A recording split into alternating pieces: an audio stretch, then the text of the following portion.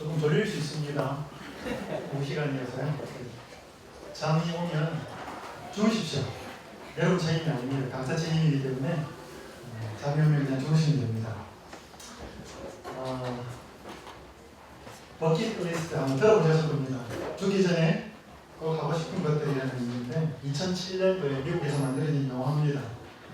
잭 니콜슨이라고 하는 사람과 모건 프리맨이라고 하는 사람이 주인공인데 같은 병실을 쓰게 된 두 암 환자가 친해집니다. 그래서 죽기 전에 꼭 하고 싶은 것을 이 카트라고 오른편에 있는 잭 니콜슨이 먼저 작성을 하는데 옆에 있는 에드워드라, 이 같은 병실을 쓴 에드워드라, 이 사람은 저 오른편에 있는 사람은 자동차 정비공이고요. 이 왼편에 있는 사람은 아주 돈 많은 사업가입니다. 자기 병원에 입원해 있다가 두 사람이 친해져서 제일 처음에 카트가 작성한 그 버킷리스트에 몇 가지를 더 추가하면서 둘이 병원을 나와서 죽기 전에 하고 싶은 것들을 하는 그런 내용의 영화입니다. 장면을 잠깐 좀 보시겠습니다. 나중에 하다가 스카이다이빙이었습니다.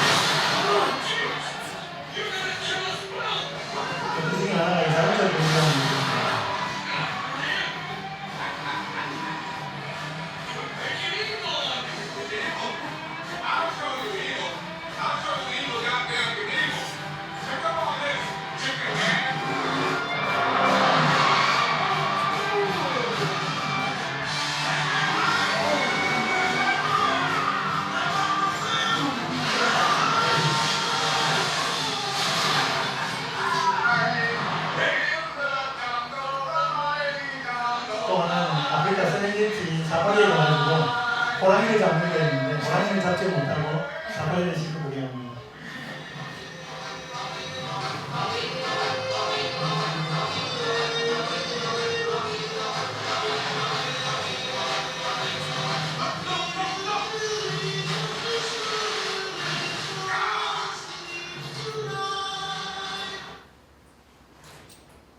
그들이 스카이다이빙을 하고 카레이스를 벌이고 사파리 여행을 하지만 이 두 사람이 진정으로 죽기 전에 하고 싶은 건 딴 것이 있었습니다.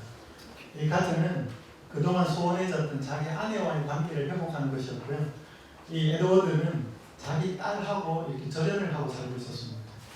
이혼을 젊었을 때 하고 딸과 이렇게 살다가 딸이 한 남자를 데리고 오는데 이 사위감이 마음에 들지 않았습니다. 그래서 반대를 하지만 딸이 이제 원하니까 결혼을 해요. 어느 날 이렇게 맞고 옵니다.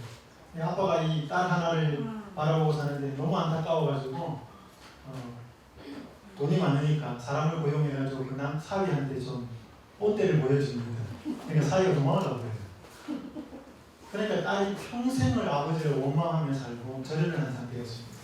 그래서 이 카트는 자기 부인과의 관계를 회복하고 싶었고 에드워드는 딸과의 관계를 회복하고 싶습니다. 그래서 이 영화의 마지막 거의 끝에쯤에 가서는 그 관계를 다 회복하고 둘 다 세상을 떠납니다.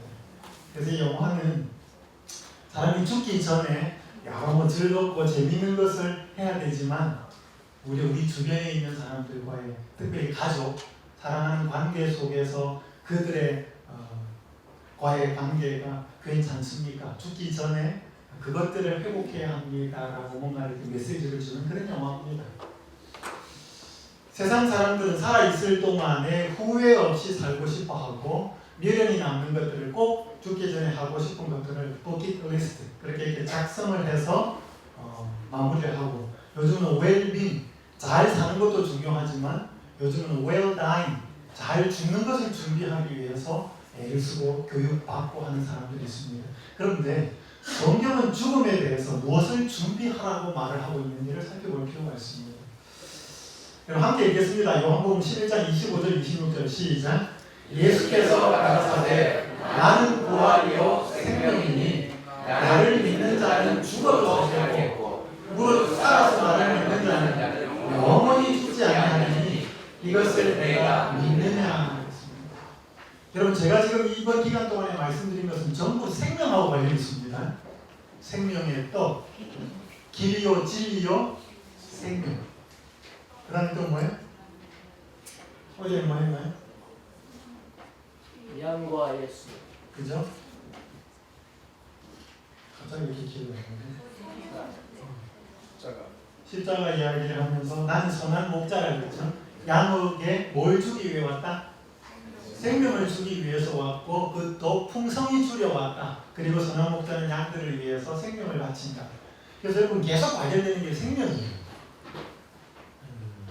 그런데 예수님이 주는 생명은요, 우리를 살리는 생명은 세상 사람들이 바라보기 그렇게 짜릿짜릿하지 않습니다. 여러분 물맛이 어때요? 물맛이 짜릿짜릿해요? 이 사이다나 콜라처럼 물맛이 그러면 어떨까요? 그러면 우리는 한두 잔은 맛있을지 몰라도 평생은 못 먹고 살아요. 여러분 우리가 물을 평생 마실 수 있는 것은 물이 무맛이기 때문에 그래요. 공기가 어때? 여러분 공기가 무슨 향이 있어요? 근데 향수라든지 민트라든지 이렇게 팍 갖다 대면 시원하면서 톡 쏘는 맛 같은 게 공기가 그러면 어떨까요? 처음에는 좀 좋을지 모릅니다. 그러나 그것이 계속 이 코로 들어와야 된다 그러면 사람은 고통스러워서 못 삽니다. 그래서요, 하나님이 주시는 것은 있는 듯 없는 듯 그래요. 그게 사람을 살리는 거예요. 여러분 현미 맛있어요 안 맛있어요? 맛없습니까? 현미가 맛이 없는 분들은 굶어야 됩니다. 그리고 하나님 주시는 것이 맛이 없으면요, 세상 맛이 많이 들어갔다는 뜻입니다. 그래서 아이들이 밥을 안 줄 때 부모가 따라다니면서 먹일 필요 없습니다. 굶기면 돼요. 지가 딴 것을 못 먹게 만들어 놓고 굶기면 됩니다. 그런데 딴 것을 주게 만들어 놓으면 아이는 계속 밥을 안 먹습니다. 그래서 정말로 부모가 이 현미를 꼭 줘야 되겠는데 아이가 안 먹는다면 간식을 하지 않다고 굶기면 한 이틀만 굶기면 현미 맛있게 먹습니다. 우리가 만약 현미가 맛이 없다면 우리 입맛이 변했다는 뜻입니다. 그래서요, 여러분 세상에서 주는 것은 짜릿짜릿하고요, 아주 감각적이고요, 쾌락적이고요, 톡톡 쏩니다. 근데 성경은요, 그렇지 않아요. 여러분 성경 보면 짜릿짜릿해요? 영화 보면 어때? 영화 보면 눈이 딱딱하게 있는데 드라마 보면 막 그러는데, 여러분 드라마 볼 때 잡생각 나요 안 나요? 성경 볼 때 잡생각 나요 안 나요? 무지 나요. 기도할 때 잡생각 나요 안 나요? 어마어마하게 납니다. 갑자기 전화할 일이 생기고요, 공부하면 처리해야 될 일이 떠오르고요. 드라마 볼 때는요, 안 나요. 영화 볼 때 안 납니다. 왜? 사단이 잡생각을 안 넣거든요. 그래서 여러분 하나님이 주시는 것에 대해서 맛을 알아야 돼요. 그래서요, 예수님의 십자가가 감동이 없다 그러면요, 딱 두 가지 이유입니다. 인간에게 닥쳐질 영원한 운명이 뭔지에 대해서, 죄인이 감당해야 될 심판에 대해서 그것이 그게 어마어마한 엄청난 대가라고 하는 사실을 모르기 때문에 예수님이 그 대가를 지불하고 우리를 위해서 생명을 주셨다는 것이 감이 없어요. 여러분 사형수가 아닌 사람에게 너가 석방이다, 너는 죽을 필요가 없이 해방이다, 그 감이 없어요. 그래서요, 우리는 성경에서 하나님이 어떤 존재인지를 분명히 깨달아야 되지만 인간이 어떤 운명에 처해져 있는지도 깨달아야 돼요. 그래야 예수가 우리에게 절대적인 존재가 된다는 사실을 깨닫습니다. 왜 사람들에게 예수님이 절대적이지 않은가? 죄와 타협하며 살기 때문에 그렇습니다. 여러분 우리가 죄와 한번 싸워보시면 죄는 절대로 못 이깁니다.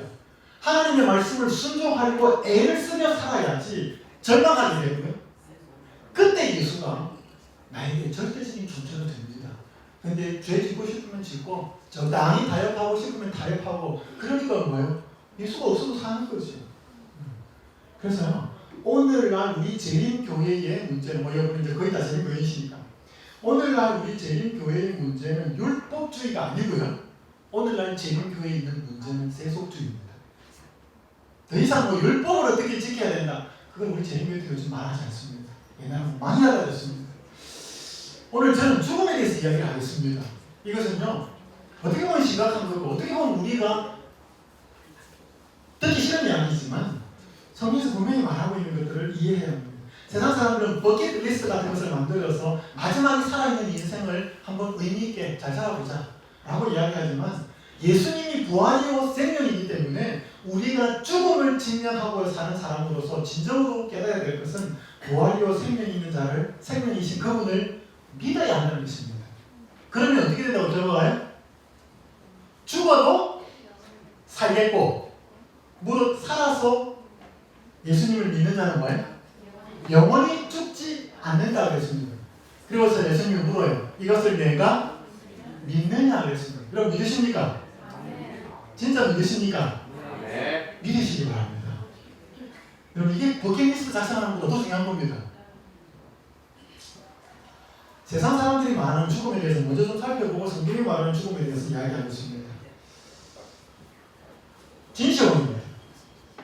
진나라의 이 시황제는 최초로 중국을 통일하고 황제라는 이름을 자기에게 처음으로 갖다 붙인 사람, 그래서 진시황이라고 합니다. 그는 북방민족을 정벌하기 위해서 만리장성을 세웠는데 이 사람이었습니다.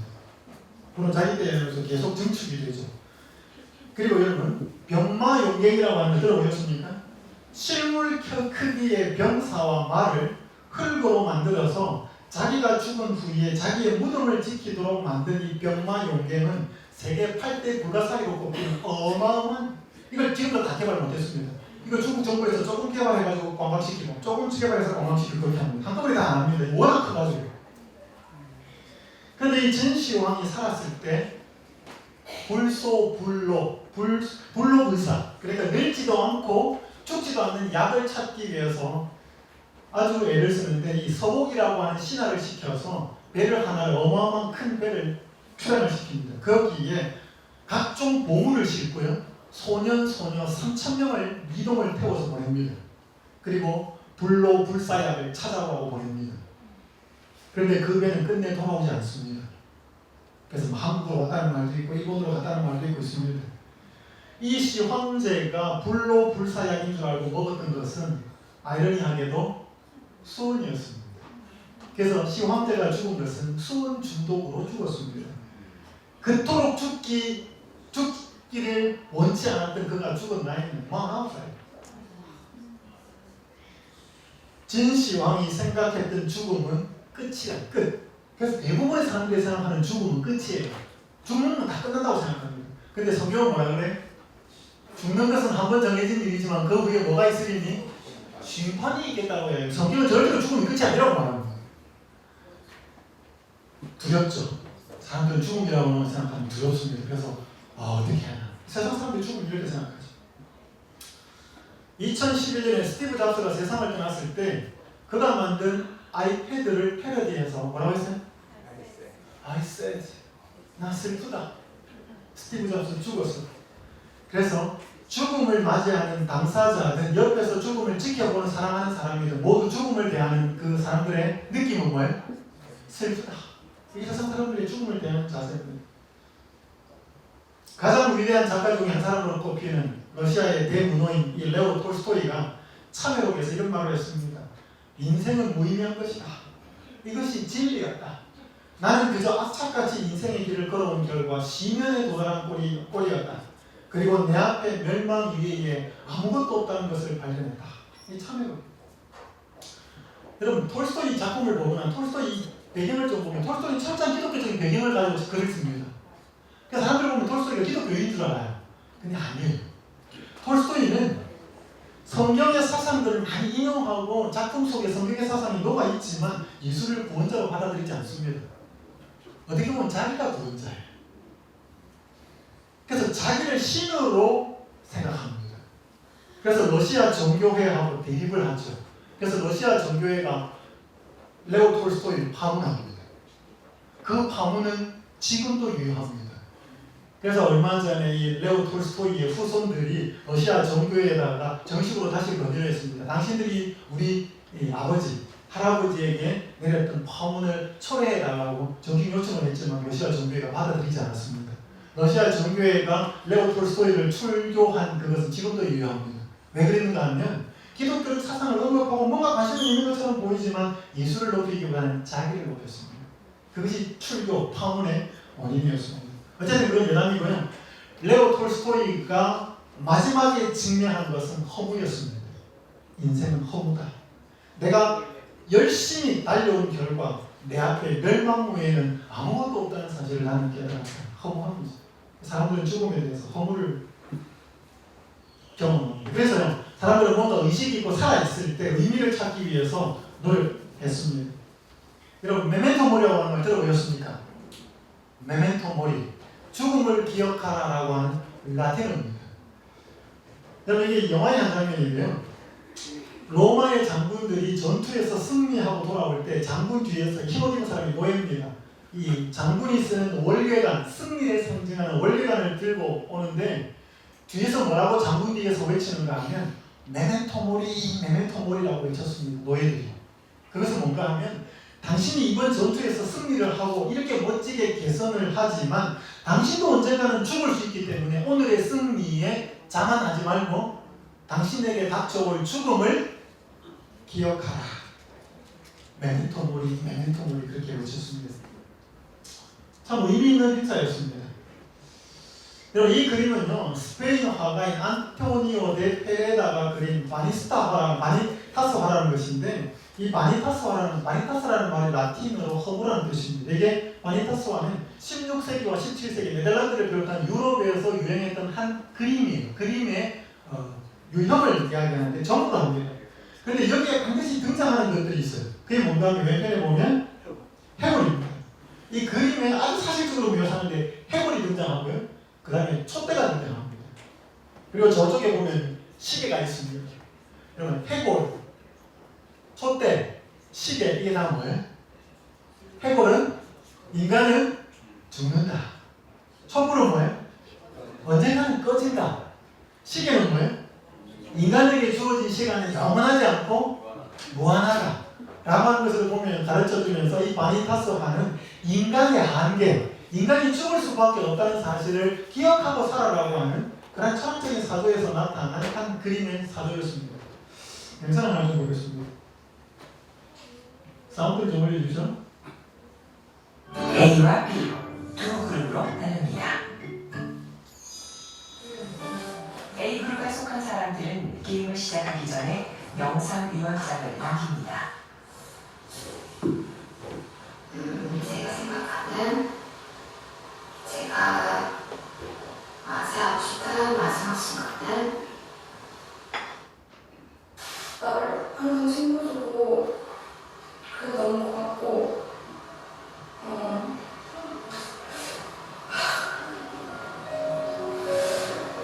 제 주위에 있어주셔서 너무 감사하고 정말 행복했다고 전해드리고 싶습니다. 감사합니다. 나는 가라앉는 생각을 하는 것은 마음이 많이 아프고 그게 항상 날려나는 건가에서 걸렸는데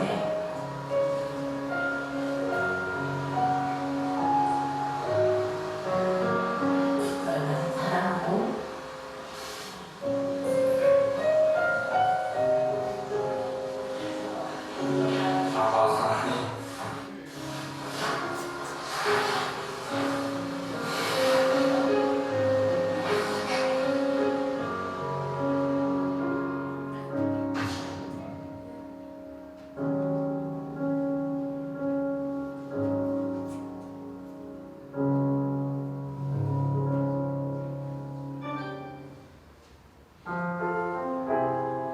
B그룹의 사람들은 바로 게임을 하죠.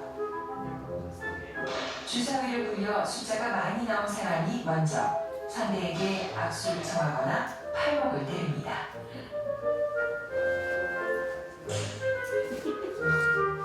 이긴 사람은 때리고 아니고 그 다음 사람은 또 똑같이 합니다. 이때 악수는 플러스 1점으로 팔목 때리기는 마이너스 1점으로 평가합니다.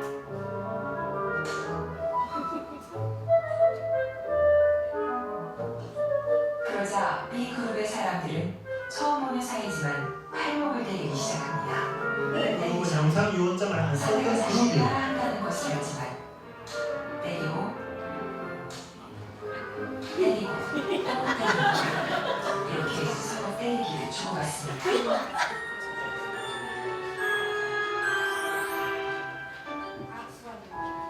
그런데 영상위원장을 작성한 A그룹의 사람들은 어떨까요?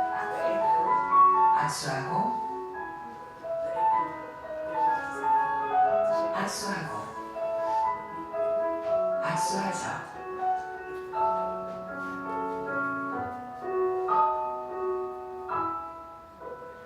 전체적으로 처치 효과가 굉장히 유의미하게 나타나는데요. 평균적으로 봤을 때 죽음에 대해서 준비할 시간을 가지고 영상면장을 작성했던 실험 집단의 경우에 통제 집단보다도 훨씬 더 상대방에게 협동 전략, 다시 말해서 악수를 하는 전략을 택하는 그러한 방식이 유의미하게 더 높게 나타났습니다.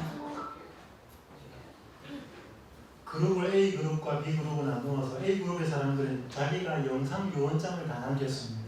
B 그룹은 그렇게 하지 않았는데 똑같이 게임을 했어요. 게임을 하고 나서 주사기를 2개를 던져가지고 숫자가 많이 나오는 사람이 상대방을 때리든지 악수를 쳐요. 때리면 자기만 때리는 게 아니고 자기가 때리고 난 다음에 상대방이 자기를 또 때려요. 악수를 하면 또 상대방도 자기한테 악수하고. 그렇게 해보니까 훨씬 많은 사람들이 영상 요원장을 쓴 사람들이 때리는 것을 선택하기보다는 뭐예요? 악수를 청하는 것을 훨씬 더 많이 하더라고요. 그리고 영상 요원장을 쓰지 않고 게임만 바로 들어가는 사람들은 주로 뭐예요? 주로 때리는 쪽을 택하잖아요.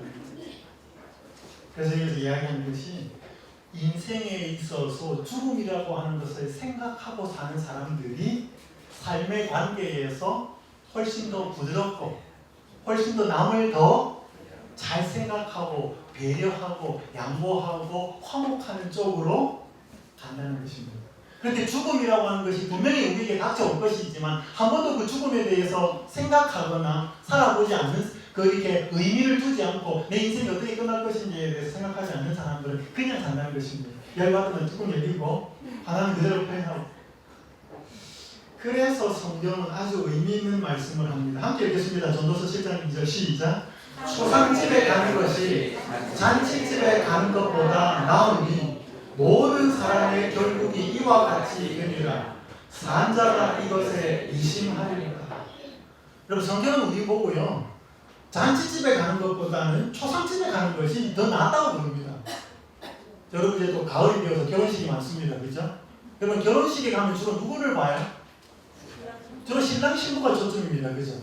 요즘 회갑을 안 하니까 칠순잔치 그러면 주로 칠순까지 사신 그 주인공이 관심입니다. 그런데 우리가 보통 장례식에 가면 어때? 이렇게 고인도 생각하지만 그 장례식에서 유족들도 위로하지만 그 다음에 누구도 봐요? 자기도 봐요.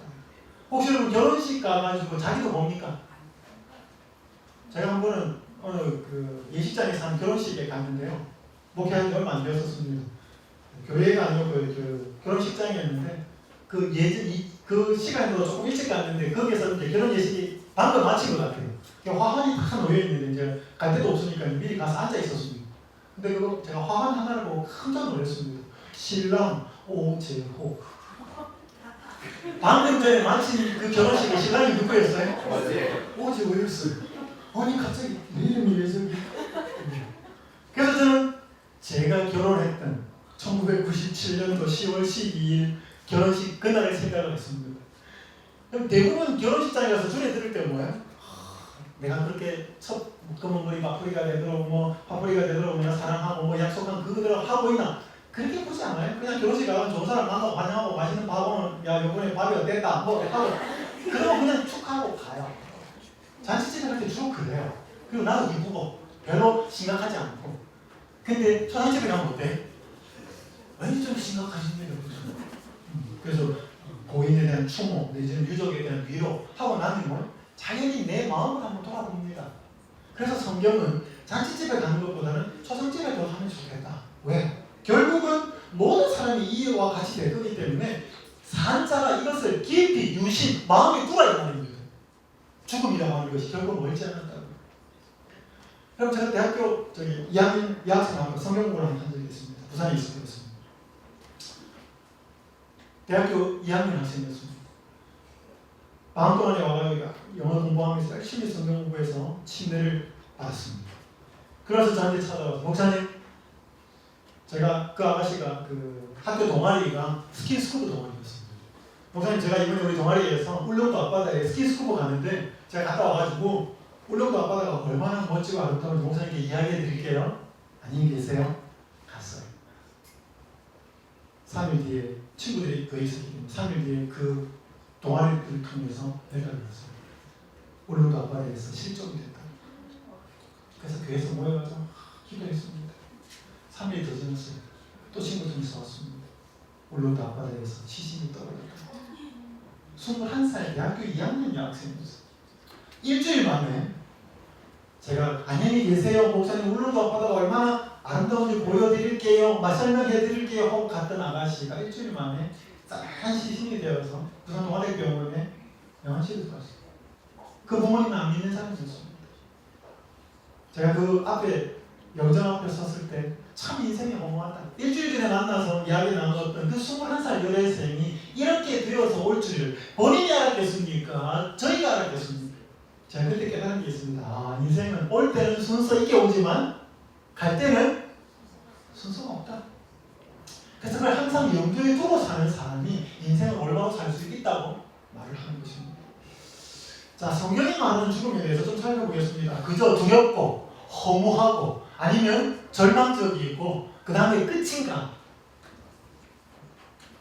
여러분 여기 창세기 47장 9절에 보면 야곱이 요셉이 총리가 되었다는 이야기를 듣고 이제 이주를 합니다. 그때 파라오를 만났을 때 이렇게 이야기합니다. 야곱이 바로에게 고하되 내 나그네 길의 세월이 130년입니다.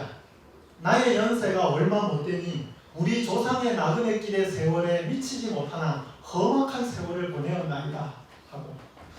여러분 야곱이 인생이 험악했습니까? 네? 여러분 성경을요 우리의 삶으로 한번 이렇게 조명을 해서 볼 필요가 있습니다. 사랑하는 사람하고 결혼하려고 했는데 뭐예요? 나는 놈 위에 뛰는 놈이 나는 놈이 있다고 외삼촌 잘못 만나가지고 뭐예요? 직사게 고생하고 뭐예요? 부인을 얻었습니다. 여러분 야곱이 결혼을 많이 한 게 행복이에요? 불행이에요? 사람들은 부인이 많으니까 좋다고. 하나님이 부인이 많아서 좋을 것 같으면 처음부터 일부 다처자로 해놨을 겁니다. 하나님은 한 남자에게 뭐예요? 한 여자만을 만들어 주셨습니다. 그것은 원칙이에요. 어떤 인간의 욕망으로도 낄 수 없는. 그래서 한 남자가 사랑하는 한 여자와 사는 것이 가장 행복합니다.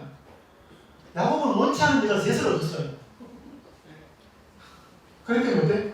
자기 큰아들이 뭐예요? 자기 부인하고 뭐예요? 썸띵이 생깁니다. 혹시 그런 사람 여기 없죠? 자기 딸이 뭐예요? 놀러 나갔다가 뭐예요? 그 이방 족속에게 뭐예요? 남자들한테 강간을 당합니다. 그것을 흥분한 자기 아들들이 뭐예요? 시몬하고 레위가 뭐예요? 찾아가가지고 트립을 써서 할례 받으면 니네들하고 결혼하고 통혼할 수 있다. 그렇게 할례 시켜놓고 가장 고통스러울 때 뭐예요? 가가지고 남자들을 쑥대 같은 놈으로 봅니다. 살인. 여러분 야곱에게 일어났던 일이 우리에게 하나만 일어났으면요 우리는 인생이 너무너무 절망적입니다. 야곱은요 뭐 집안 다 자세히 살펴보면요 야곱의 인생은 정말로 험악했습니다. 그래서 파라오를 만났을 때 어르신 연세가 어떻게 되십니까? 총리 아버지니까 깍듯하게 파라오가 대접하죠. 내가 지금 나이가 130살인데 내 인생 험악했습니다. 여러분 이래요. 그리고 야곱이 아들이 총리가 있는 요셉 그 그늘에서 이집트에서 17년을 더 삽니다. 그래서 야곱은 147살에 세상을 떠나요. 그 떠날 때의 장면을 부조와 선지자에서 이렇게 이야기합니다. 야곱의 만년은 수고하고 피곤한 한낮이 지나간 후에 오는 저녁의 평온함과 안정함 같은 것이었다. 그의 인생 행로에 구름이 어둡게 모여들었으나 그의 생애의 황혼은 맑았고 그의 하늘의 광휘가 그의 최후의 시간을 비추었다. 여기 야곱의 마지막 생애, 죽음을 앞둔 이 생애가 멋있었어요? 안 멋있었어요? 멋있었습니다. 하루 종일 수고하고 열심히 일하고 우리 그 만종입니까? 그것처럼 이렇게 해가 지는 걸 보면서 기도하고 마지막 하루에 그 일과를 마무리할 때 그 장면이 멋있어요. 그래서 이 야곱이 마지막 모습, 즉 하나님을 믿고 살았던 그 전까지의 삶은 참 욕심도 부리고 여러 삶을 통해서 험악한 세월이었지만 하나님을 믿고 사는 자의 마지막 모습은 멋있었습니다. 고통이나 이런 것이 아니었습니다. 그럼 순교당하는 사람은 어떨까요? 내가 지금 정해져 있는 삶을 일찍 마감해야 되는 순간이라면 그것을 우리는 사도 바울의 죽음을 통해서 확인할 수 있습니다. 사도행전 511에 이렇게 말씀합니다. 사도는 불확실성이나 두려움으로서가 아니요 즐거운 희망과 사모하는 기대감으로 위대한 내세를 바라보고 있었다. 그는 순교의 장소에 설 때에 형미의 검이나 곧 그의 피를 받을 땅을 보지 아니하고 그 여름날의 조용하고 푸른 하늘을 통하여 영원하신 하나님의 보좌를 바라보았다. 그럼 사도 바울은 로마 시민권이 있었기 때문에 십자가형에 죽지 않았습니다. 사도 바울과 베드로가 거의 동시대에 죽습니다. 로마 황제인 네로에. 그럼 네로는 약간 또라이예요. 그 시온 아나미가 쓴 그 로마인 이야기를 읽어보면 이 네로는 연예인 기질이 있었습니다. 그래서 자기 나라에서는 그 길을 발견을 못하고 멀리 저 그리스나 아테네나 이런 데 가가지고 뭐예요? 콘테스트 나가가지고 노래 부르고 연기가 상 받아오고 그랬어요. 정치는 안 하고. 그 네로가 처음에 바울을 만났을 때는 바울 함부로 건드리지 못합니다. 그런데요, 그 성경에 보면 빌립보서 같은 데 보면 바울의 왕궁에서도 하나님을 믿는 신자가 나와요. 그러니까 왕족 중에서도 로마의 왕족 중에서도 신자가 되는 사람들이 있었어요. 바울이 전도를 받아. 그래서 바울이 로마의 새 집에서 2년 동안 갇혀 있으면서 누구든지 만나면서 전도를 했기 때문에 왕궁에 있는 황족들도 신자가 돼요. 그걸 네로가 싫어했습니다. 그래서 두 번째 네로가 바울을 잡았을 때는 그때는 토굴에 갇힙니다. 그때는 아무도 면회를 안 시킵니다. 왜? 아예 사람을 만나서 복음을 전하면서 먼저 차단을 시킵니다. 그래서 베드로도 그랬거든요. 베드로는 유대인이었기 때문에 직사의 고문을 받았지만 바울은 고문을 당하지 않았습니다. 로마 시민권이 있었던 예우였기 때문에. 그리고 죽을 때도 베드로는 십자가형에서 죽었고 그것도 예수님처럼 똑같이 죽을 수 없다고 해서 간절하게 사정을 해서 거꾸로 매달려서 죽었습니다. 그러나 바울은 로마 시민권이 있었기 때문에 목이 잘려서 죽습니다. 여기 보니까 아마 바울이 죽을 때는 여름날이에요. 근데 여기에 그 현장으로 가면서 뭐예요? 불확실성이나 두려움이 아니고 즐거운 희망과 사모하는 기대감으로 현장으로 갑니다. 가능할까요? 여러분, 예수님을 마음에 모시고 살면 죽음의 순간에도 이렇게 된다는 것입니다. 부러우세요? 저는 부러운데. 자, 성경이 말하는 첫 번째 죽음 함께 읽겠습니다. 시작.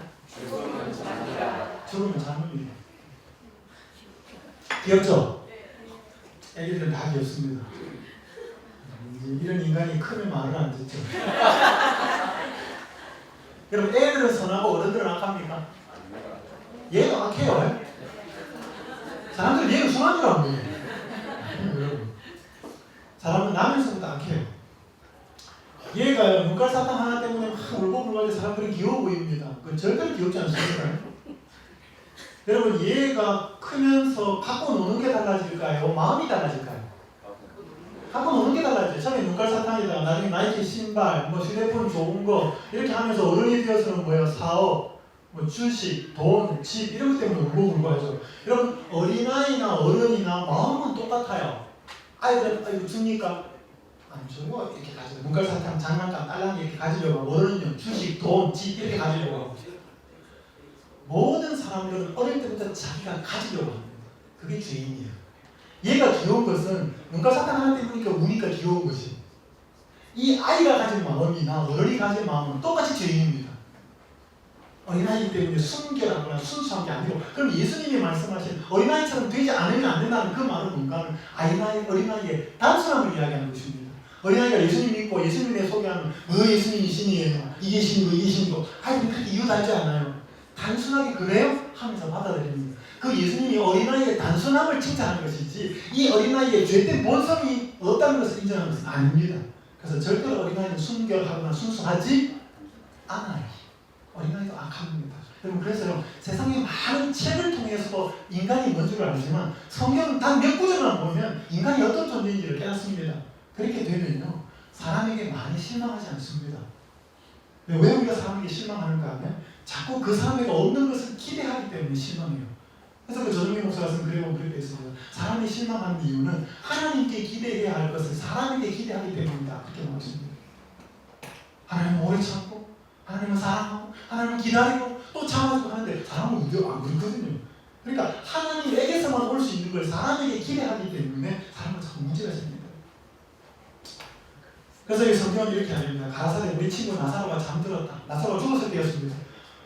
예수님 나사로 죽었다는 이야기 듣고 병들었다는 이야기 듣고 안 갑니다. 그러다 나사로 죽었는데 뭐해? 제자들이 그렇게 말합니다. 주의 잠들었으면 차라리 좋겠습니다. 근데 예수님이 제일 마지막에 뭐라 그래? 예수께서 밝히 이르시되 나사로가 뭐 했다? 죽었다. 여러분 성경에서 말하는 죽음은 잠입니다. 여러분 잠잘 때 뭐 생각하면서 주무십니까? 아무 생각 안 하십니까? 너무 피곤하셔서? 여러분 우리 보통 잠자러 갈 때는 다음날 깰 걸 생각하면서 자죠? 내가 아침에 일어나서 뭐 하겠다. 그래서 가족에게 인사하면서 뭐라고 인사하고 가요? 굿바이 해요? 굿나잇 해요? 안녕히 계세요. 이제 다시 못 보니. 그렇게 잠자리 가면서 인사하는 사람은 없어요. 안녕히 주무세요. 내일 아침에 뵙겠습니다. 그렇게 잠자리에 들어갑니다. 왜? 잠이 있거든요. 그래서요. 성경은 죽음을 잠이라고 표현하기 때문에 잠은 반드시 깹니다. 그래서요. 성경은 세상 사람들처럼 우리가 끝이라고 슬퍼해야 할 이유는 없다는 것이죠. 제가 한 교회에서 목회했어요. 서울영화교회에서 목회할 때였습니다. 교회가 가가지고 장례식이 참 많았어요. 한 번은 포천 재림보험묘지에서 장례식을 하는데 1시간 간격으로 바로 옆자리에서 장례식을 연속으로 했습니다. 한 번은 부목사가 설교하고 한 번 제가 설교를 했어요. 옆에서. 그 첫 하반 예배 설교는 제가 했고요. 두 번째 하반 예배는 부목사가 설교를 했는데 제가 했을 때 그 설교는 교인이었어요. 가족도 다 교인이고 그러니까 장례식이 슬프지만 아주 경건하게 믿음에 대한 또 재림에 대한 소망을 간직하는 그런 장례식이었어요. 1시간 뒤에 바로 이어서 또 운구차 와가지고 장례식 하는 그 장례식은 청년의 아버님이었습니다. 신자는 아니었어요. 그래서 관을 내리는데 그 엄마가 안 믿는 사람이었어요. 옆에서 그 슬픔과 그 안타까움을 주체를 할 수 없었어요. 제가 표현하자면 여기 그 무덤이 이 파놓은 곳 옆에서요 홀짝홀짝 뛰고 나중에 거의 쓰러질 지경까지 했어요. 왜요? 하나님이 없는 사람에게 죽음은 뭐니까? 끝이니까.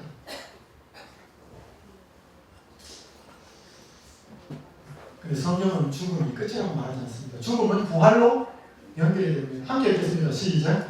무덤 속에 있는 자가 다 그의 음성을 들을 때가 오나니 선한 일을 행한 자는 생명의 부활로 악한 일을 행한 자는 심판의 부활로 나오리라.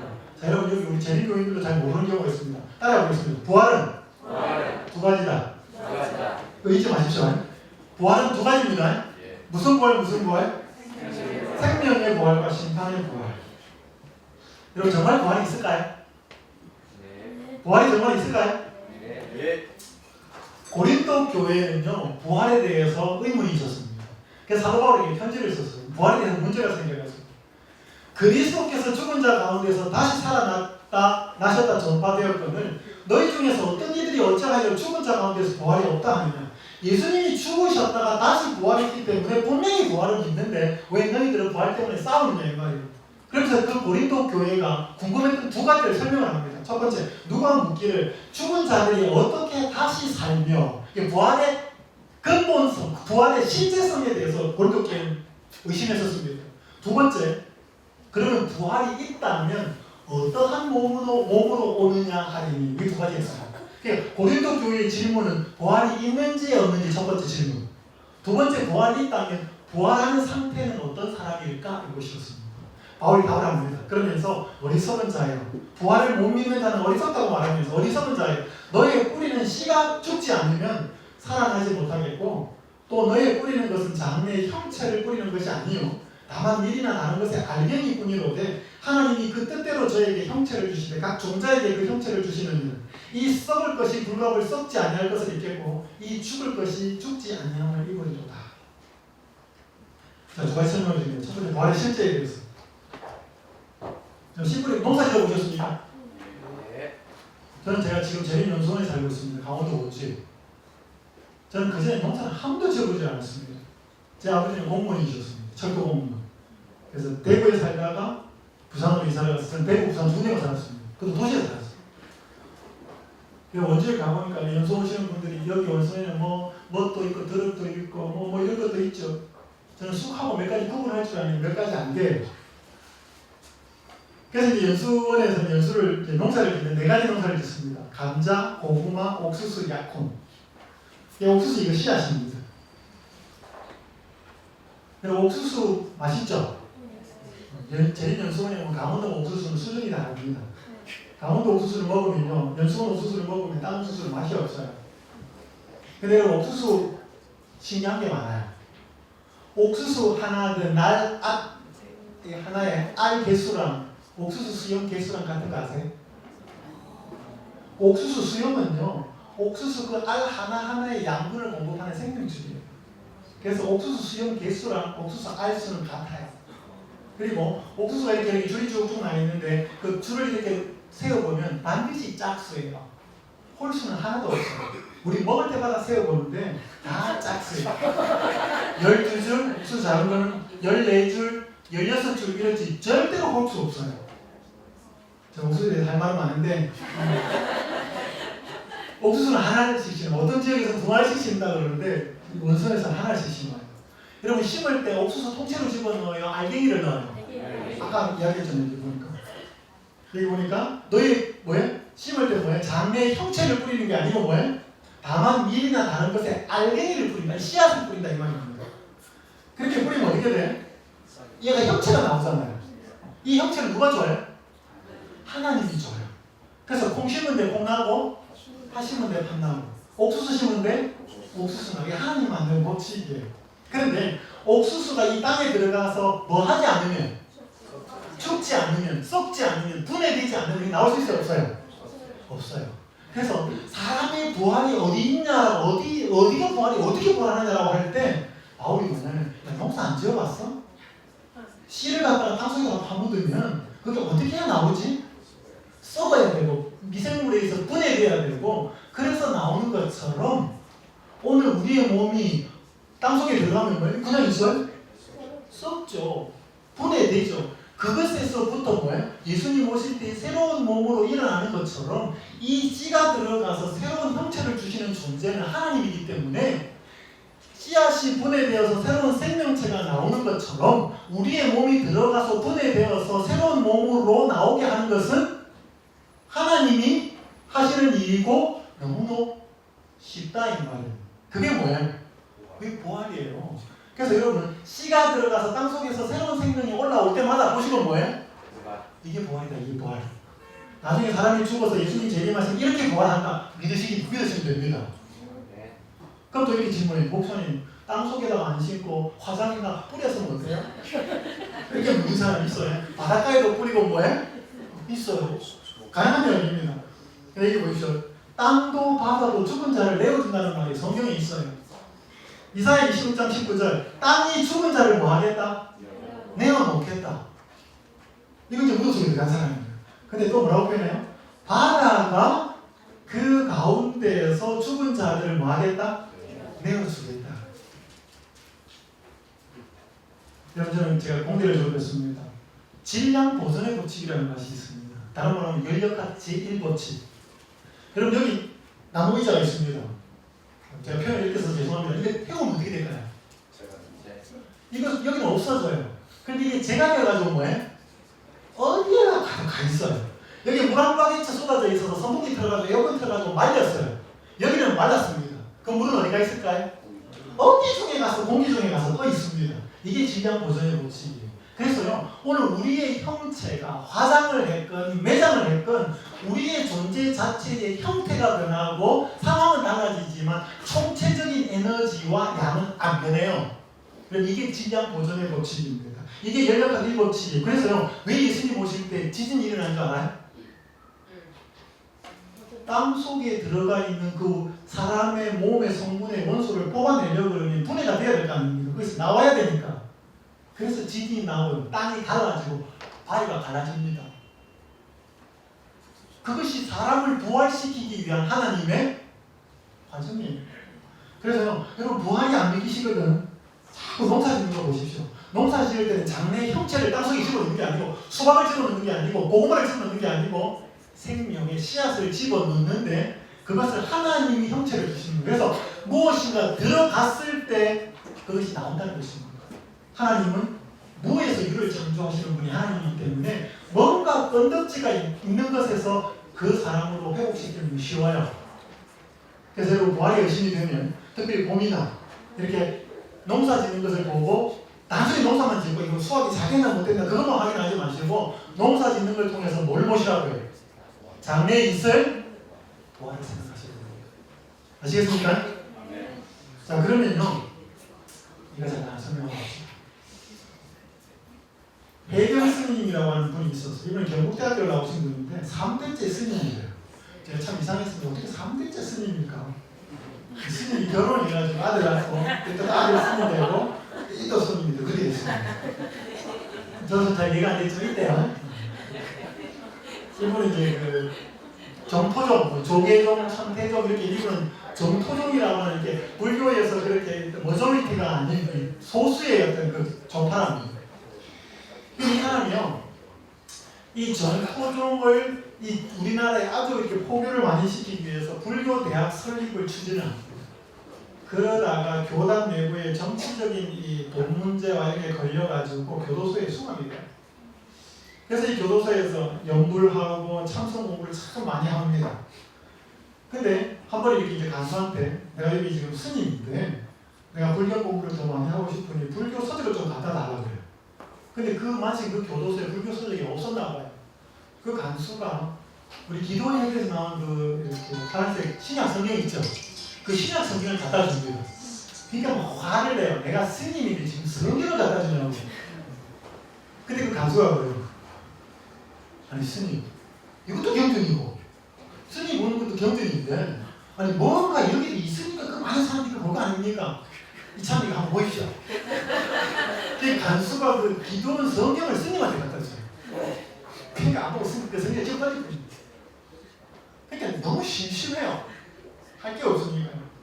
그러다가 성경 그 조그만 그 신약 성경만 읽었잖아요. 그래서 갖고 왔어요. 처음을 딱 폈는데 누가복음이 펴졌어요. 그 누가복음 중에서 무슨 장이 펴졌는가 하면 나인성 과부 이야기가 펴졌어요. 그 나인성에 예수님이 갈 때 그 과부의 외아들이 죽어가지고 장례 나오는 거 있죠. 그걸 우연히 눈에 들어온 거예요. 그렇게 쭉 읽다 보니까 뭐예요? 예수님이 나인성 과부 아들을 살리는 이야기예요. 근데 이분이 머릿속에 그 불교 경전에 있는 내용 하나 머릿속에 딱 떠오릅니다. 화엄경에 보면 옛날 인도의 구시라성에 시띠림이라는 곳에 한 젊은 과부가 있어요. 그 과부가 통곡하고 옵니다. 그래서 석가모니가 그 이유를 물어봅니다. 그 마을에 갔던 석가모니가. 그 과부는 하나뿐인 중병에 걸린 외아들을 살려달라고 그 석가모니에게 요청을 합니다. 그랬더니 석가모니가 답을 해주기를 마을에 내려가가지고 한 번도 사람이 죽은 일이 없는 집에 쌀을 한 줌씩 얻어다가 죽을 해서 끓여 먹이면 아들이 나을 거라고. 그래서 석가모니가 가르쳐줘요. 그러니까 어머니가 엄마가 신이 나가지고 진정만 돌아다닙니다. 당신 집에 한 사람도 죽은 집 없습니까? 물어보니 있어요 없어요? 아무도 없어. 다 할아버지가 죽고 누가 죽고. 그래서 밤이 늦도록 돌아다니다가 쌀을 얻지 못하고 돌아와요. 그래서 그 석가모니를 다시 만나요. 아니 선생님, 사람이 한 번도 안 죽은 집은 어때요? 그래서 제가 쌀을 못 얻어왔습니다. 그때 석가모니가 한 말이 그겁니다. 생자 필멸. 태어난 사람은 반드시 뭐한다? 죽는 것이다. 태어나면 반드시 사람은 죽는 것이니 인연 따라 일어나고 인연 따라 없어지니 그게 인간의 업보인데 무엇을 슬퍼하느냐. 이게 화엄경에 나온대. 그러니까 이 스님은 스님이기 때문에 그 화엄경을 외우고 있었어. 그 자기가 믿는 그 신처럼 떠받드는 그 고타마 시타르타, 그 석가모니는 그 울면서 통곡하는 그 과부를 못 도와줬는데 누가복음 7장의 나인성의 과부를 보고 예수님이 뭐라 그래요? 청년아, 내가 네게 명하노니 일어나라. 이걸 보고 눈이 확 아니 서가모니는 못 살리는 사람을 예수는 살릴 수 있단 말인가? 여기 이제 꽉 꽂히기 시작합니다. 그러면서 그 감옥에서 성경을 읽기 시작합니다. 그리고요, 성경에서 놀라운 진리를 발견하고 이 사람이 스님을 때려치웁니다. 그리고 신학 공부를 해가지고 목사가 돼요. 그래서 지금 이 사람 목사가 되어 있어요. 지금 김성화 목사가. 제가 이번 간증하는 테이프를 다 들었는데 얼마나 재밌는지 모릅니다. 불교와 기독교의 근본적인 차이는 바로 여기에 있었다. 같은 과부의 아들의 죽음 앞에 서가모니는 죽음을 숙명으로 수용하는 인간의 한계를, 예수는 생명을 얻는 기쁨을 맛보게 했다. 여기서 부활이요 생명이신 예수에게 참 진리가 있다는 사실을 깨닫게 되었다. 그래서 이 전도사하고 결혼을 합니다. 지금 열심히 목회하고 있습니다. 우리에게는 그냥 그저 그렇게 보이는 진리가, 이 사람은 불교 경전을 가지고 해결할 수 없었던 한계를 지니고 있었던 그에게는 이 답이었습니다. 부활이 있어요? 부활이 있어요. 오늘 이 세상에 비어있다는 것은 좋은 것이 아닙니다. 오늘 여러분 차 운전하다가 기름이 이렇게 앵꼬가 나오면 어때요? 기름 탱크가 비었다 좋은 거 아닙니다. 여러분 은행 통장에 잔고를 찍어봤더니 땡 하고 남아있어요. 은행 통장이 비어있다는 건 뭐예요? 좋은 게 아닙니다. 집에 쌀떡이 쌓였다는 건 좋은 게 아니에요. 여러분 비어있는 것은 좋은 것이 아니지만 비었기 때문에 우리에게 희망을 주는 한 곳이 있습니다. 그게 뭐예요? 그게 예수 그리스도의 무덤이에요. 예수 그리스도의 무덤이 비었다는 건 뭐예요? 그분이 살아나신다는 것입니다. 그래서 비인 것은 희망이 없지만, 채우는 것이 좋지만, 예수 그리스도의 무덤이 비었다는 것은 그분이 부활이요 생명이기 때문에 우리에게 희망이 있다는 것입니다. 잊지 마시기 바랍니다. 자, 그러면요, 부활할 때 어떤 몸이 되겠냐? 이 두 번째 고린도교의 질문이었습니다. 여러분 부활할 때 키는 어떻게 될까요? 네? 여러분 부활할 때 키가 어떻게 될까요? 각시대 대통령 말씀을 읽겠습니다. 모든 사람은 그들의 무덤으로 들어갈 때와 똑같은 키로 나온다. 제가 연수원에서 이걸 강의를 할 때요, 36 서울병원에서 아주 키 작은 간호사 한 분이 앞에 앉아 있었어요. 이 문자를 딱 그분하고 눈이 마주쳤어요. 근데 그 얼굴 표정이 그럼 키가 되게 작았어요. 그러니까 모든 사람은 그들이 무덤으로 들어갈 때와 똑같은 키로 나온다니까 얼굴에 막 실망이 막. 요즘 키 작은 남자들이 힘듦이 느끼죠. 아가씨 자꾸 키 큰 남자를 골라요. 부활한 무리 가운데서 아담은 키가 크고 위험 있는 모습을 지니고 있지만 하나님의 아들, 예수님입니다. 하나님의 아들보다는 키가 조금 작다. 아담과 그 후세의 백성들을 비교해보면 현저한 차이가 나타난다. 그 한 가지 점으로도 인류가 크게 퇴화된 것을 알 수 있다. 그러나 모든 사람은 다 영원한 활력과 원기를 소유하고 부활한다. 여러분 무덤에서 일어날 때는요, 아픈 사람 더 이상 아프게 일어나지 않아요. 저녁발이 있던 사람은 더 이상 저녁발이 일어나지 않습니다. 죽지 않고 썩지 않을 몸으로 일어나요. 근데요, 얼굴은 알아봐요. 그래서 우리 아버지, 우리 어머니, 할머니, 할아버지 볼 거라고 생각했는데 전혀 달라져서 부활해봐요. 우리 보고 막 아는 척 하는데 누구세요? 저하고 어떻게 되시죠? 그래서 부활한 사람을 알아봅니다. 알아는 보는데요, 죽지 않고 썩지 않을 영원한 활력을 소유하고 부활해요. 근데 키는 어떻다고요? 똑같이 부활해요. 똑같이. 그러니까 제일 큰 사람은 누구고?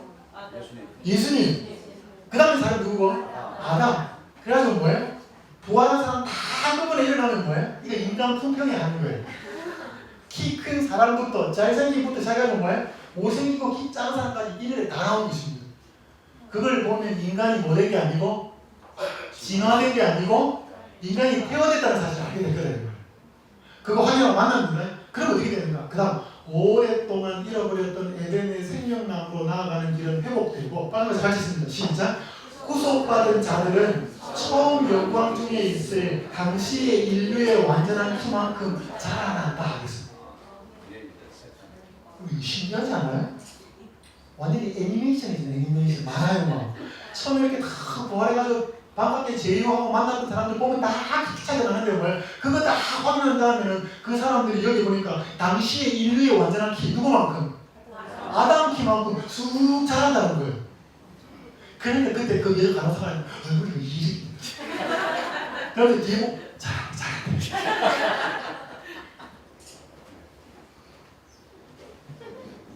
우리가 이걸 상상하게 돼요.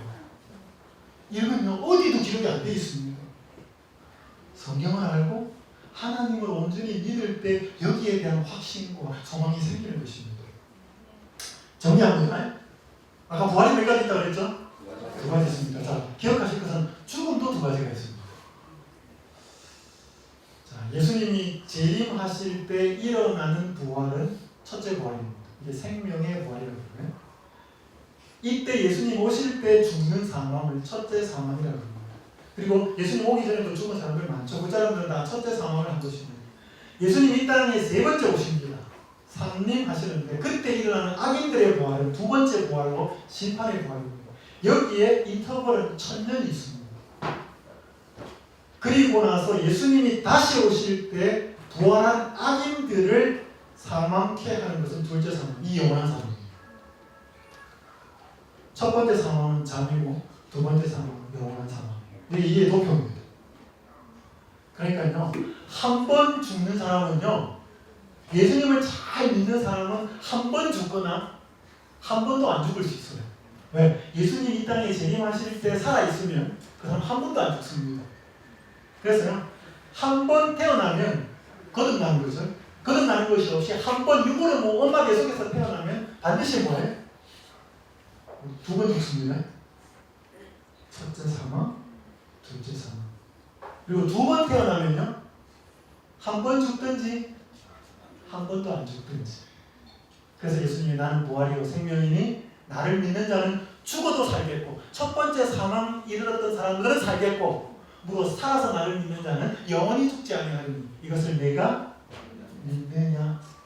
자, 그럼 질문을 드립니다.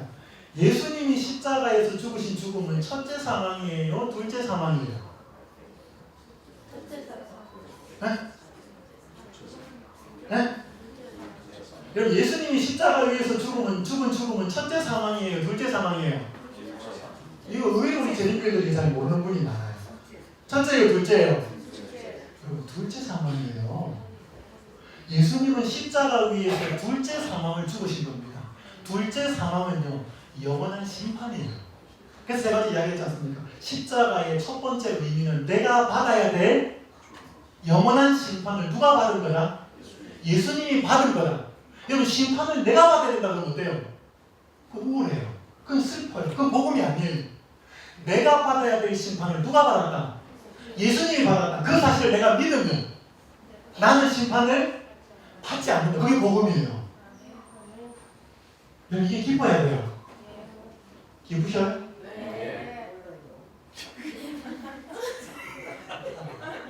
이게 안 기쁘면요, 둘째 사망이 어떤 것인지를 아셔야 돼요.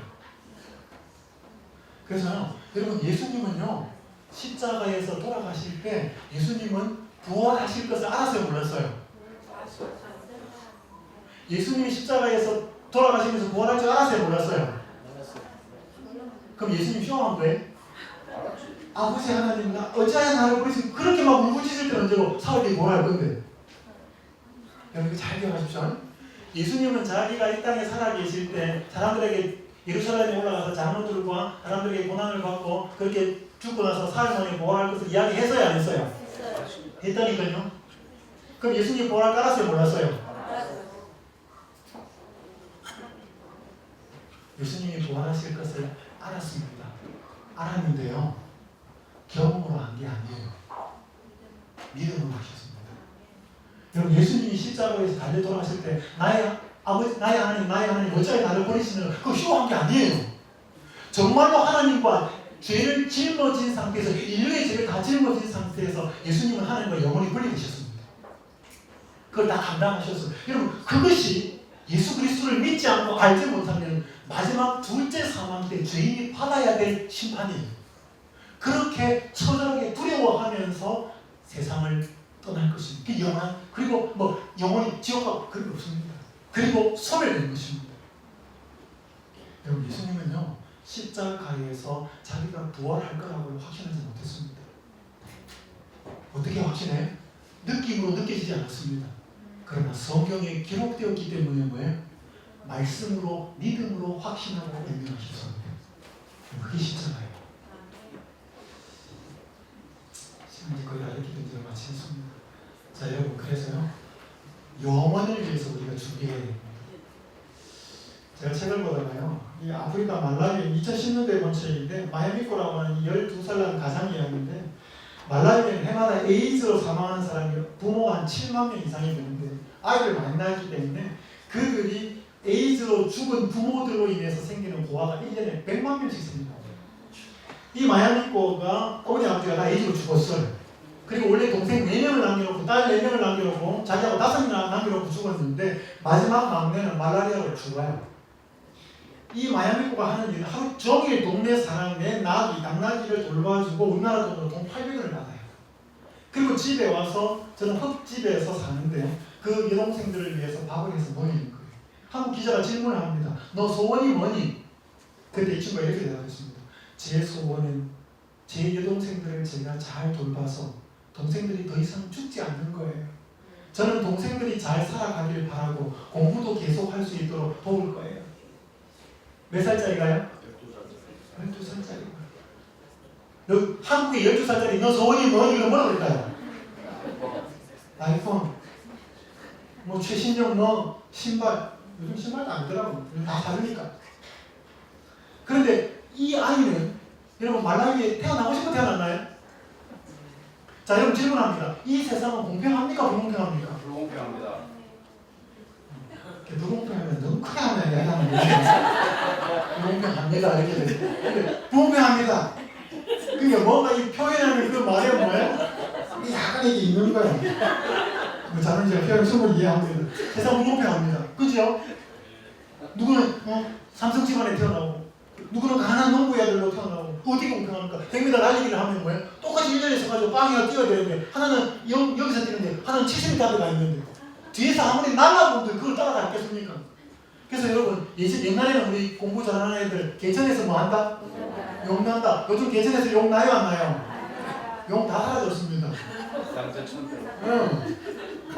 요즘 욕은요, 집안에서 뭐예요? 아버지, 어머니 빵빵하게 뭐예요? 과해, 좋은데 뒤에서 밀어주는 집에서 욕 나오지. 옛날에 시골에 순진하게 진짜 교과서만 보고 공부했어요. 이런 애들 거의 안 나옵니다. 그래서 갈수록 빈익빈 부익부 가라집니다. 세상 불공평합니다. 세상 불공평해요. 근데 우리 이런 친구들 보면 어때요?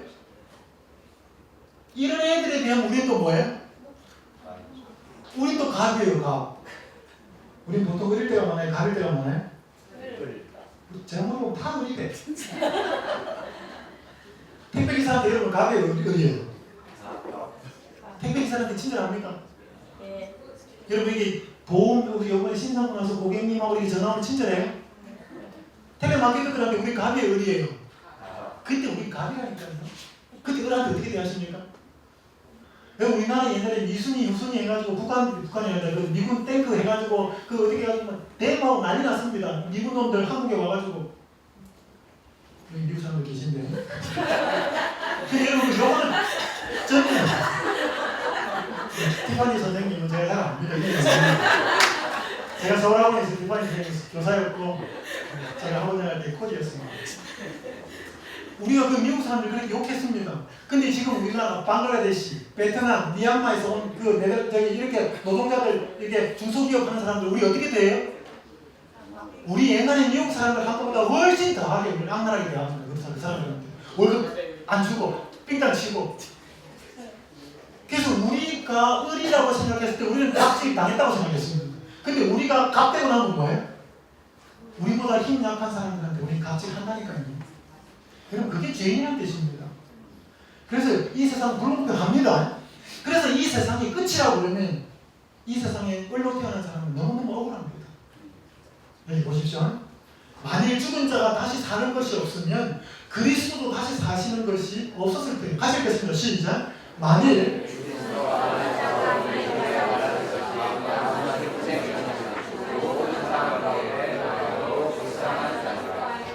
잘 보시죠. 만일 그리스도 안에서 안에서 우리의 바라는 것이 다만 이 생뿐이면, 이 땅뿐이면 모든 사람 가운데 우리가 더 불쌍한 자다. 여러분, 절대로 이 세상은 끝이 아닙니다. 이 세상이 전부라면요, 이 세상이 모든 것으로 끝이 난다면 이 세상은 무너져요. 근데 그렇지 않아요. 여기 보니까 로마서 8장 18절, 생각건대 현재의 고난은 우리에게 나타날 영광과 좋게 비교할 수 없다. 이 세상이 있지만 나타날 세상이 있다라고 이야기하는 것입니다. 수학을 하나 하겠습니다. 하나님이 주시는 영원한 생명을, 영생을 무한대로 표현하고요, 이 땅에서 우리가 사는 삶을 100년이라고 가져봅시다. 여러분, 무한대 플러스 100년 어떻게 돼? 하나님이 주시는 영원한 생명이 영생이고, 우리가 이 땅에 사는 삶을 100년을 없는 것처럼, 찌질도 가난하고 고생하고 힘들게 없는 것처럼 남들 앞에 떵떵거리지 못하게 살아서 마이너스처럼, 없는 삶처럼 살았을 때 그 무한대 빼기 100년은 뭐해? 무한대. 이러지 마셔요.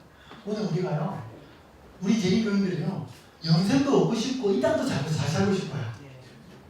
그런 일 없어요. 여러분, 그렇게 할 수만 있으면 하셔요. 근데 성경을 보면요, 하나님과 재물을 겸하여 섬기지 마라 그래요? 섬길 수 없다 그래요? 섬길 수 없다 그래요. 성경은 섬기지 마라 그러지 않아요. 섬길 수 없다 그래요. 왜? 만몬도 신이거든요. 여러분, 돈이 신입니다.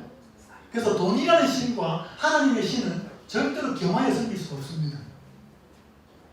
그래서요, 할 수만 있으면 이 세상도 잘 사시고 영생도 얻으십시오. 근데 잘 안 될걸요. 그래서요, 둘 중에 하나를 포기하시려면 어느 거 포기하시렵니까? 네? 둘 중에 하나를 포기하시려면 어느 거 포기하시렵니까? 이 세상 100년짜리 진짜입니까? 억울합니까? 영생 없이 이 땅에 아무리 떵떵거리며 잘 살아도 그 사람에게 주어진 것은 100년이에요. 그럼 100년이 짧아요, 길어요? 짧지 않아요. 짧지 않아요. 근데요, 어디에 비하면 짧아요. 이제 마무리하겠습니다. 여러분, 여기 35만 톤의 유조선을 건조했던 책임자가 이런 말을 합니다. 사람 눈에 이 배가 아무리 크게 보여도 망망 대에 나가면 하나의 점입니다. 여러분, 사람 어디 있어요? 여기 사람이 있는데. 저 배예요. 그러니까 이 35만 톤 유조선 앞에 이 사람들이 서기 사람 점이거든요. 그래서 이 배 다 만들어서 태평양에 띄우면요, 이 배는 태평양에서는 점이에요. 맞아요? 네. 여러분, 100년은 짧은 세월은 아니에요. 근데 인간이 탄생하기 전에도 영혼이 있었습니까? 있었죠. 우리 뒤에도 영혼이 있습니까? 그렇죠. 앞뒤로 영혼 사이에 중간에 낀 100년 어때? 멀리 상 보십시오. 이렇게 여기 영혼, 여기 지금 100년, 여기 영혼이에요. 요 정안에 있는 점을 멀리서 잠깐 보십시오. 이게 얼마나 길어요? 이게 뭐예요? 점이에요. 맞습니까? 여러분, 그 점 때문에 영생을 잃어버리지 않게 되기를 바랍니다. 이 점을 없는 것처럼 살아도 절대로 손실이 아니라고 성경은 말합니다. 근데요, 많은 사람들이 이 세상을 버리지를 못해요. 이 세상에서 좋은 대접, 우리 아들 좋은 대학, 좋은 데 시집장가, 멋진 회사, 그리고 좋은 아파트, 좋은 차, 그리고 은행 통장에 빵빵하게 넣어놓고 1년에 해외여행 한 번씩 가고, 여러분, 그게 성경에 보이는 사람이 아닙니다. 요즘 건축되는 건물의 미관을 좋게 하기 위해서 유리로 많이 합니다. 이게 이화여대 안에 있는 한 건물인데요. 그리고 건물을 만들어 놓고 이 주변을 또 아름답게 만들기 위해서 나무를 많이 심어요. 그러니까 이 나무에, 이 옆에 있는 나무들이 유리창에 어른어른거려가지고 새들이 뭐예요? 이게 진짜 나무인 줄 알고 돌진을 합니다. 앉으려고. 이 새들을 보면 새들이 보통 뭐라 그래요? 머리 나쁜 사람 보면? 새, 이렇게 하잖아요. 그죠? 제가 좀 시력이 나쁜지 머리가 나쁜지 잘 모르겠지만, 뭔가 이 나무는 실제 나무예요? 가짜예요? 여기 어른거리는 나무는 진짜 아니거든요. 그래서 여러분, 여기에 이렇게 실루엣으로 이 새들이 와서 이렇게 돌진해서 충돌해서 죽을 것 같으니까 여기서 이게 맹금류들, 독수리나 매들을 이렇게 실루엣으로 그림으로 이렇게 그려 붙여놔요. 이걸 뭐라고 하냐면 bird saver라고 합니다. 새들을 보호하기 위한 장치예요. 그래서 때때로 이렇게 새들이 가가지고 앉으러 가다 보니까 위에 부딪혀 죽습니다. 여러분 이게 환상이에요. 사탄이요 이 세상 사람들에게 가짜 행복관을 심어 놓았습니다. 돈이 많아야 행복해. 지위가 높아야 행복해. 더 많이 가지고 더 많이 누리고 더 많이 소유하고 높은 데 올라가야 인생이 성공하는 것이요. 여러분 그 전부 다 사단이 만드는 잘못된 행복관입니다. 사람들은 그것이 진짜 행복인 줄 알고 달려가다가 부딪혀서 죽어갑니다. 제가 옥수수 이야기를 이 강원도 옥수수입니다. 제가 한 번은 그 강원도 옥수수의 원주에 불원이라고 조그만 교회가 예식단으로 나가고 있는 조그만 교회가 있습니다. 한 번 갔어요. 갔는데 손님이 두 분이 오셨어요. 포도 한 박스 사오고 옥수수를 한 자루 갖고 왔어요. 그러니까 집사님이 미리 이제 설교 도중에 옥수수를 쪘어요. 그래서 제가 설교하고 가서 식당에 앉았는데 옥수수를 내놓은 거예요. 그러니까 옥수수를 먹어보니까 별 맛이 없어요. 그래서 거기서 먹는 사람들이 다 옥수수를 맛있다고 한마디도 안 해요. 그러니까 옥수수 갖고 온 사람이 약간 기분이 상했어요. 그래서 하는 말이 여기는 지나가는 말에서 여기는 옥수수를 먹으면서 어떻게 맛있다는 말 한마디도 안 해요. 그 말을 지나가는 자기가 한 거예요. 그러니까 옆에 듣고 있는 교인들이 뭐예요? 미안해지고 순간적으로 옥수수 맛있어요. 옥수수 맛있어요. 저도 맛있다 했어요. 근데 속으로는 아닌데. 왜냐면 제가 아까 이야기했다시피 강원도의 제림연수원에서 나는 옥수수는 수준이 달라요. 제 어머니한테 부산에 계신 제 어머니한테 한 박스를 보내드렸더니 야야 네가 준 옥수수 먹고 딴 거 못 먹겠더라. 진짜 그래요. 옥수수 먹고 싶은 분들 제림연수원에 오셔요.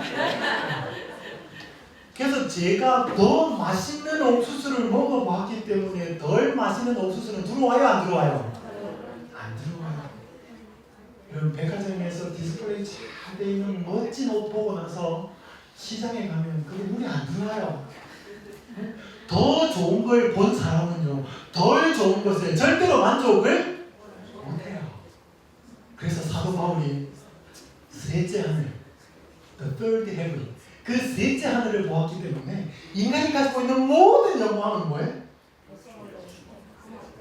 허무하게 보였습니다. 엘렌 화이트 초기 문제 보면 하늘을 계시로 보고 와서 다시 돌아옵니다. 그래서 몇 날 며칠을 계속 울었다 그랬어요. 왜? 이 세상이 너무 뭐해서? 어두웠어. 우리 이 세상이 아무리 총천연하게 매운 사인 뭐 갖다 놓아도요 하늘에 비하면 이 어두운 곳입니다. 우리 2020 지금 북한하고 한국하고 남한하고 사진 보면 어때?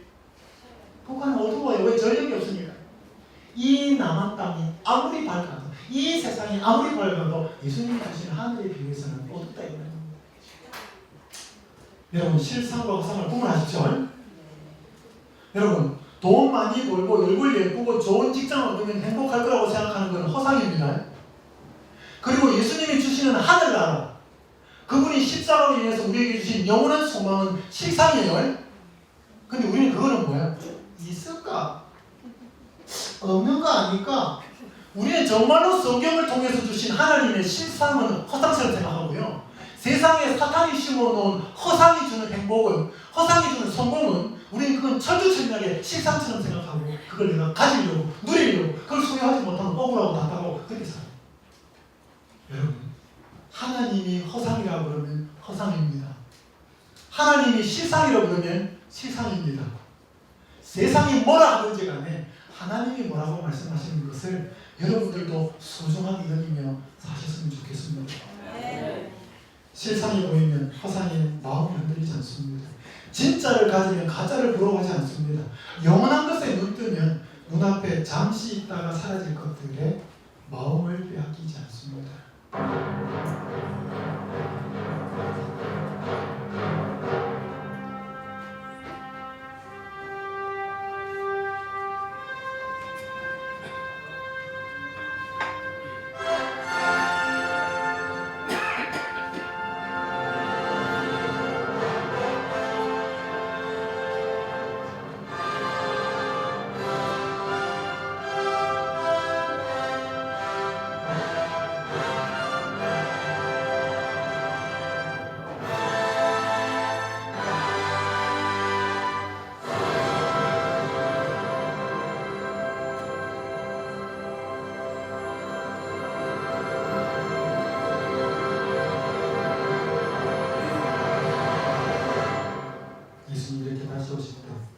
여러분과 제가 이 자리에 있으면 좋겠습니다.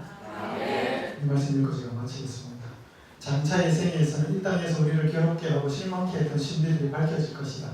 우리는 응답을 받지 못했던 것으로 보였던 우리의 기도와 좌절당했던 희망이 우리에게 가장 큰 축복이었다는 것을 알게 될 것이다. 여러분, 여기에서 희망이 꺾이고요, 여기에서 좌절되었던 것이 진짜 좌절이 아니고 희망이 꺾이는 것이 아닙니다. 장차의 생애에서 우리가 예수님을 보고 나서 우리를 괴롭게 했고 실망케 했던 신비들이 밝혀지면 우리가 기도 응답을 받지 못했고 우리의 좌절당했던 희망이 우리에게 가장 큰 축복이었다는 사실을 그때 깨닫게 될 것입니다. 그래서요, 여러분, 지금 기도 응답이 안 되고 희망이 확 깨지면 어떻게 생각하셔야 되는가 하면, 이거 하나님 나한테 주신 축복이야. 지금은 알 수 없어. 그럼 그때 가면 확인해 볼 거예요. 요거 진짜 축복이었는지 아닌지. 여러분, 그렇게 믿으시기 바랍니다. 틀림없습니다. 그래서 여기 계시는 동안 세상이 무엇 주는 것 때문에 희망이 아니라 세상의 모든 것들이 다 사라지고 세상의 모든 사람들이 여러분을 섭섭하게 만들지라도 우리에게 그래도 희망이 있는 이유는 이 예수님이 우리를 떠나지 않으시고 이 예수님이 우리를 붙들고 계시고 이 예수님이 우리에게 있는 이상 세상의 모든 것을 다 능가할 수 있는 소중한 선물이 된다는 사실을 기억하시고 믿음 가운데 사시기를 간절히 바라면서 말씀을 마치겠습니다.